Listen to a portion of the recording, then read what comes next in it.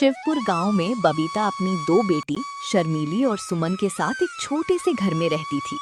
बबीता के पति का कुछ समय पहले ही इंतकाल हो गया था, इसलिए बबीता सोचती है कि उसकी बेटियों की शादी जितनी जल्दी हो जाए उतना ही बेहतर है। मुंशी जी, मैंने आपसे कितनी बार कहा है कोई रिश्ता देखकर बताओ लड़की के लिए। लड़की 19 साल की हो गई है। भाभी जी, मैंने बहुत जगह बात की, लेकिन हर कोई दहेज मांगता है, कोई कुछ मांगता है तो कोई कुछ मांगता है।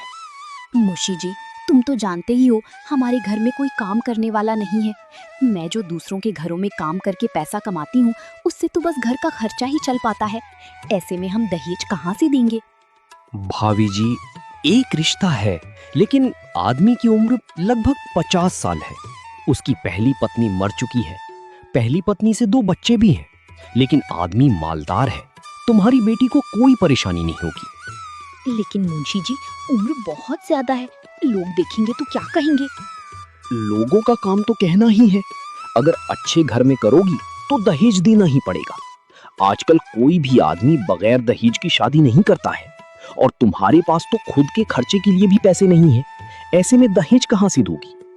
तुम सही कह रहे हो मुंशी जी, हमारे पास तो फूटी कौड़ी भी नहीं है। तुम बात करके लड़की की शादी करवा दो। कुछ ही दिनों में शर्मीली का विवाह हो गया। जिस आदमी से विवाह हुआ था उसका नाम था अशोक। अशोक एक सरकारी कर्मचारी था।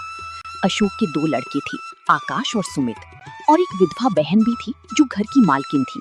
उनका नाम रूपाली था। आकाश अपनी माँ के लिए बाजार से कुछ ठंडी चीजें ले आ।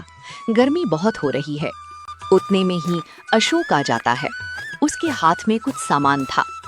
अशोक शर्मीली को खुश रखने के लिए कोई ना कोई तोहफे रोज लाया करता, लेकिन शर्मीली को ना जाने क्यों अशोक के पास बैठना और हंसने बोलने में भी संकोच होता था।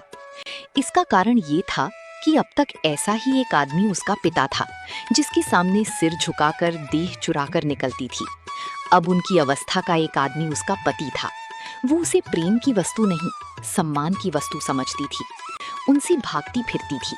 अशोक के सामने आते हुए शर्माती थी। अरे भाग्यवान, तुम मुझे देखकर ऐसे भागती हो जैसे मैं कोई खौफनाक जानवर हूं। अरे मैं तुम्हारा पति हूं। अगर तुम ऐसे ही शर्माती रही तो घर कैसे चलेगा? तुम अब इस घर की मालकिन हो, जो मन में आए वो करो। अशोक अपनी बहन रूपाली को बुलाता है और उससे घर की चाबी लेकर शर्मीली को घर की खजांची बना देता है। रूपाली, अब से तुम कुछ भी काम नहीं करोगी। जिस भी चीज की जरूरत हो शर्मीली को बोल दिया करो। और शर्मीली, तुम रूपाली का ध्यान रखना। बेचारी सारा दिन परेशान सी रहती है। घर में जिस चीज की भी उसे जरूरत हो उससे मंगा लिया करो। मैं हर महीने की तनख्वाह तुम्हें दे दिया करूंगा, क्योंकि घर के सारे खर्चे अब तुम्हें ही उठाने हैं। अशोक पूरे महीने की कमाई शर्मीली को दे देता है। उनका ख्याल था कि शर्मीली इन रुपयों को देखकर फूली नहीं समाएगी। उधर अशोक की बहन रूपाली मोहल्ले की औरतों से शर्मीली की खूब चुगली करती है। अरे जब से आई है मालकिन बनी बैठी है, एक एक पैसे का हिसाब लिखती है। मैं कभी अपनी जरूरत के लिए थोड़े बहुत पैसे मांग लेती हूँ तो टाल मटोल करती रहती है, फिर कहीं 3-4 बार कहने पे ही पैसे देती है।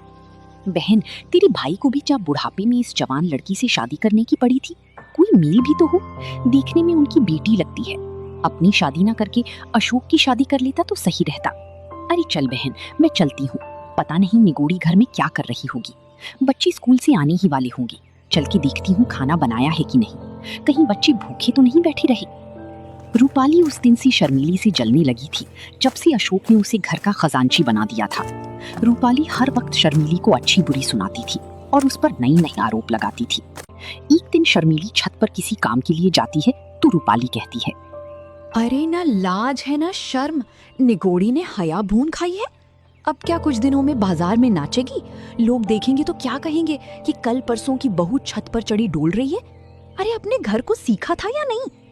दीदी, मैं कपड़े लेने गई थी। आंधी बहुत तेज आ रही थी, कपड़े कहीं उड़ ना जाएं, इसलिए मैं चली गई थी। अरे मुझे बुला लेती, मैं क्या मर गई थी? लेकिन तू मुझे क्यों बुलाएगी? तुझे तो दूसरों से नैन लड़ाने हैं। घर का सारा काम यूं ही पड़ा है। बच्चे स्कूल से आने ही वाले होंगे, उनके लिए खाना पकाया है कि नहीं? सुबह से कपड़े ही धो रही थी, बस अभी फारिग हुई हूं, अब खाना ही बनाने जा रही थी। अरे